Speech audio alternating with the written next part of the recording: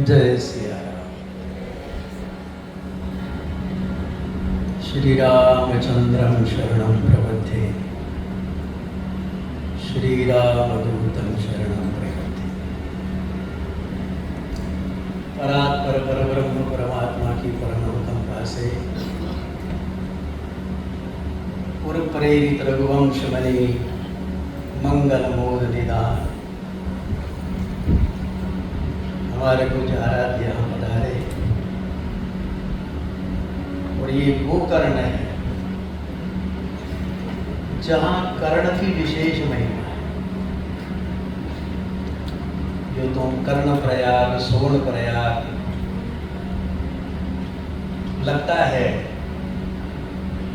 हमारे पूज्य बापू भी आज बड़े प्रसन्न है। जो प्रसन्नता उन्होंने लिखने के माध्यम से व्यक्त की थी। बापू तो सदा ही कहते कि आप प्रसन्न रहिए और प्रसन्नता से ही सब कुछ करते रहिए, सदा प्रसन्न होते हैं। किंतु एक कुछ विशेष महिमा होती है। तो मुझे लगता है वो कर्ण, यहाँ कर्ण का ही कुछ तो भी हुआ था।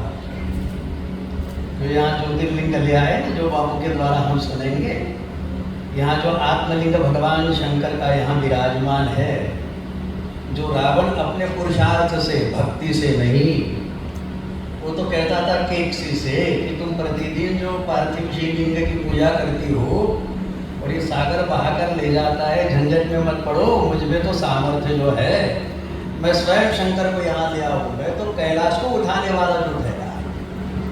उसने भगवान शंकर से कहा कि आप चलिएगा हमारी माता के पूजन के लिए। तो भगवान भी पूज्य बापू जैसे कौतुकी ही है।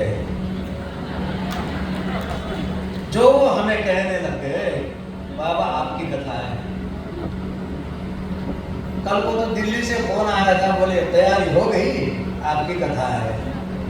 हमें तो अपनी ही सुध नहीं है और आपकी कथा है। कथा जो है पूज्य बापू, लेकिन प्रभु क्या न करे, कौतुक क्या न करे, लेकिन प्रभु की हर कौतुक में कोई घटना विशेष होती है। तो भगवान ने कह दिया कि हाँ मैं आ जाऊंगा। तो आत्मलिंग भगवान ने रावण को दे दिया और कहा कि भाई इसको नीचे भूमि पे मत रखना, यदि भूमि पे मत रहोगे तो हम वहीं स्थापित हो जाएंगे। तो बात ऐसी हुई कि उन्हें लघु शंका हुआ।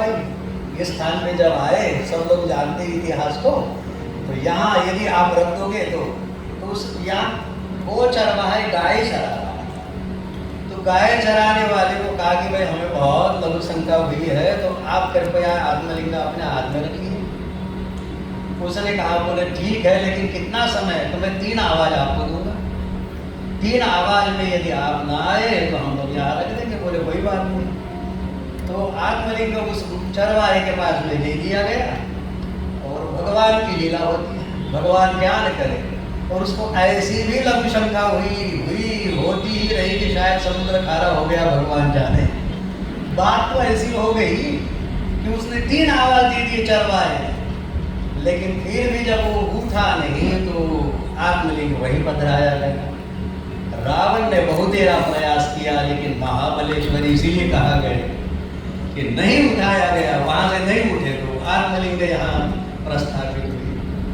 विगत तकरीबन 8 वर्ष पूर्व हम लोग यहाँ आए थे और मुझे जो शांति प्राप्त हुई थी, तो मैंने सहजता में हमारे पूज्य बापू से कह दिया था कि बहुत अच्छा स्थान अनुभव हुआ।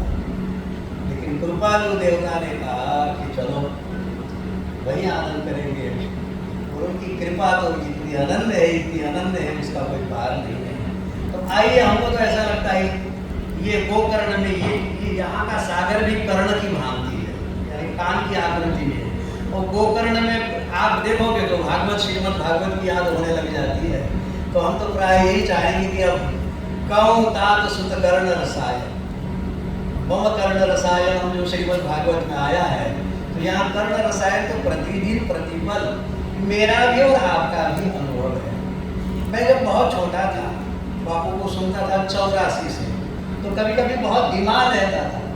बस से प्रवास करके जब मैं पहुंचूं तो मेरा अपना अनुभव है, मानसिक छोड़िए फिजिकली भी, जब मैं बीमार और बापू की कथा सुनता तो हमारी न जाने बीमारी भी कहाँ भाग जाती है हमें पता नहीं थी। और मुझे लगता है कि एक स्पर्श दीक्षा भी होती है, नेत्र दीक्षा भी होती है, संकल्प दीक्षा भी होती है, खबर नहीं लेकिन किस देवता ने आज मेरा दिल चुरा लिया, तो हम जरूर कह सकेंगे किस देवता ने आज मेरा नहीं हमारा दिल चुरा लिया। दुनिया की खबर ना रही और तन को चुरा लिया। तो आइए हम पुनः पूज्य बापू के श्री चरणों में नत होते हैं, वही वही पुनः धारा प्रवाह में निरंतर होते लगाते रहे। हम महाबलेश्वर से इतनी प्रार्थना करते हैं कि हम युगों युगों तक पूज्य बापू और हम ऐसे ही बैठे रहे और ऐसी कथा सुनते रहे।